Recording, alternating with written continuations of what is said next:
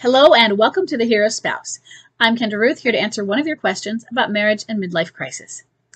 Today we have an anonymous female left behind and forward-moving spouse with a bomb drop of August 5th, 2022 and a date of marriage of 2017. She says that he is a boomerang, but she's not familiar with the energy level types. She says, my husband is 33. We've been together for 12 years. His dad unexpectedly passed away in August of 2021. They were very close. We had a pregnancy loss in December of 2021. At bomb drop, he cried and told me he wanted to break up because he never got to experience life on his own. He left to stay with his mom. He seemed depressed for a month before that, but said it was because of his dad. Otherwise, things have been normal. Yeah, that makes sense, okay? Then he said he thought about it for months, and I was blindsided. We were bonded from the start, proud to be best friends, partners, lovers. He came back 5 days later, and things were great. We got pregnant again. Both excited, planning for the future. But at the first ultrasound, he said he couldn't do it, and he left again. Now it says October 2021 back to his mom's, but I'm thinking you meant 2022. So let me know, because we've hit dad died in August 2021, pregnancy loss in December 2021, bomb drop in August 2022. So I'm assuming we're advancing. Otherwise, we've moved backwards. So he couldn't do it. He left again, and I'm going to assume October of 2022, which was just a few months back. And he went back to his mom's. He says he loves me deeply for a long time, but he loved me deeply for a long time, but emotions are gone. We can't be friends. Doesn't know if he wants to be in our child's life. He shouldn't have to get a choice on that one. He can, that's called abandonment. So just for that. I don't recognize him, nor does his sister. He seems angry and he wants to be alone. He doesn't smile or laugh anymore. He checks on me once a month. No alienator. Is this a midlife crisis? Well, given the age, if it weren't the age, I'd say absolutely. So let's not worry about the label part, okay? Because he's still going through the same things, right? Now, so let me start out with that. I would say this if he were older, but I'll say it even now more vociferously. Let's say he came home and you two, oh yeah, he's home, and you went on. Those who get yanked out the MLC tunnel prematurely will go back in later. And I don't mean 6 months later. I don't mean 2 years later. I mean 10 years later. So after everything has been fine and normal, or at least on a functional level where you thought everything was fine and normal. 10 years later, and they will go through the crisis this time. I hope they go through it, but it will be worse. So if he does not resolve this now, he is set up for a worse crisis later, or to just stay in it forever, I guess. But they get back out. So I want you to be warned about any premature returns in that. He's having a really bad time with his dad's death. He seems to have some issues with depression. Now, these issues might come out as him being angry. Because you say boomerang, and yeah, he is acting boomerang right now. I have a feeling he would have a tendency toward clinging boomerang. But he is so scared. He is afraid of the adult responsibilities of being a father. And his dad's death was the trigger for a midlife crisis. Like you said, it was unexpected, so there was a shock with it. Then you not only got pregnant, but you had a loss with it. Now he's got a pregnancy that isn't a loss with it, and he's faced with being a responsible person. He's overloaded. And we can go, well, why aren't other people overloaded with this? Because this isn't an amount of stuff in life that should overload a person. But everybody has their own threshold, and he's overloaded. And what can he do about that? What can be done? He needs to figure himself out. First thing, he doesn't get a choice about being in his child's life from what you say. Now, technically that's not true. We have, parents abandon completely. But your job is to encourage and ensure that he is in that child's life. First thing, that he is paying for child support. He helped to create a child. So he has to take some levels of responsibility for that. He's going to be scared and afraid about what to do with this child. I'm holding them. I don't want to break them. Or I need to go out and run around. And I get that he said he never felt he grew up because he went straight to a relationship with you. And he doesn't know that he can be on his own. He doesn't know that he can survive without you there. And he has to prove that to himself. Is he going to? We'll see. I would really like him to be in therapy. MLCers are prone to not going to therapy, and therapy can also be dangerous for MLCers because they twist to whatever it should be. What I want you doing is I want you living your life no matter what. Let's say he were in therapy, and let's say the therapist were encouraging him.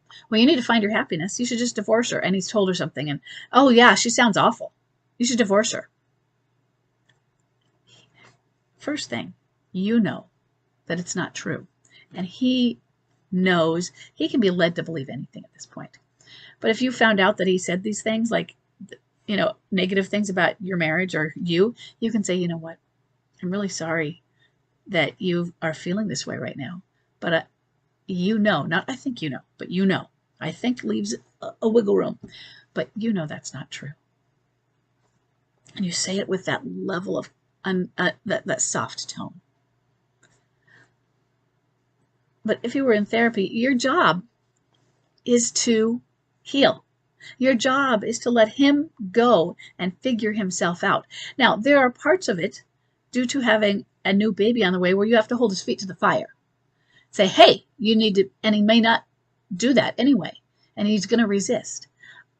You have to do that because that's what needs to be done for your child. But other than that, your job is to figure out how to survive and then thrive on your own, living a absolutely full life while he's off in La La Land. So I'm going to give an example, and I don't want you to think, oh, she's giving this example because she must think it's like mine. No, I'm not. My aunt and uncle, my uncle, my mom's brother, was schizophrenic. There were several different diagnoses. It was when I was 5 and my cousin was 1 that we noticed the changes. One of the things that I think my mom told me was he was brought home, who was found walking on the freeway naked. He would take, and part of that is because he would literally take the clothes off his back to give to people. So from the time I was 5 until he died, I was very, very close to him. But I knew my uncle was not just had mental problems, he was legally insane. In other words, he wasn't held accountable for his actions. And it was my grandfather that told my aunt, you have to divorce him. Grandpa told her she had to divorce his son. He can't fix him. And you have 2 little girls because she got pregnant during a remission. And so she had a second daughter a few years in. You have 2 little girls that you have to take care of. You've got to. We're all here for you. But you have to. He's gone off the deep end. And that's what you need to do as well. You've got a baby on the way. My aunt had a baby during it. So she had one that had just been born, and they're 3.5 to almost 4 years between them. There was a remission. He'd cycle, but it was depending on how he was taking his meds. For the most part, he was usually gone. But there was a remission, and I don't think it lasted very long.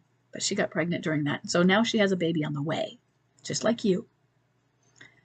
And I am not telling you have to divorce him or not.